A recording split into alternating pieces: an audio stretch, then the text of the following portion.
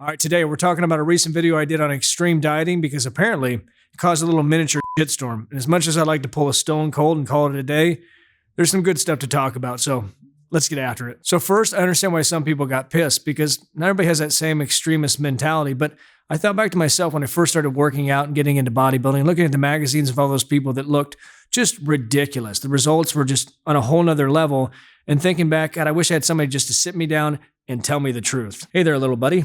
See, looking at those people in the magazine, you're probably thinking it's the drugs they're taking. Or maybe they're just born with better genetics. But the thing that makes the biggest difference is the fact they're willing to work harder. They're more than happy suffering to achieve that ridiculous ideal they have.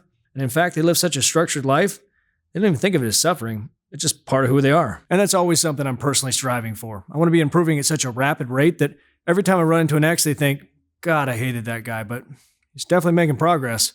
And man, my nipples are hard. But I had to take a step back and realize that not everybody wants to live on that extreme end of the spectrum. This isn't their life. Most people want to make incremental improvements over the long haul, which I 100% respect. And as far as making a video to fire back at people, that'll never happen. That's not me.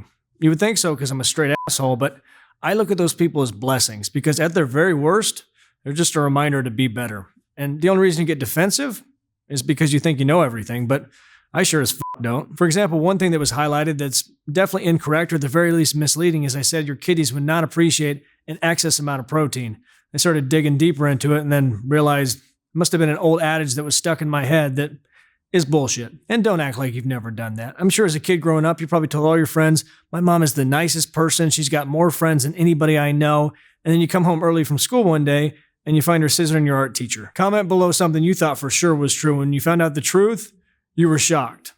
Something other than the scissoring. So the lesson is, do fucking better. For instance, in the past, I made videos on ankle mobility and I've helped people with their anterior pelvic tilt, but it's not something I do every day, and it's something I want to immerse myself with, so I found a physical therapist that I can intern with because eventually I want to be able to help people in that arena. Because at the end of the day, all these concepts and exercises, they've all been shown before. I just try to add a little bit of insight, share my experience, add a few dick jokes, so hopefully that light bulb in your head goes off and you can make progress. And as far as extreme dieting goes, I'm still going to do it. It's just who I am, but I'll start making diet content that isn't for just the mentally disturbed. Or I'll just say earmuffs, and you'll know what to do. At the end of the day, I'm just your friendly neighborhood asshole that's sharing what he's learned along the way.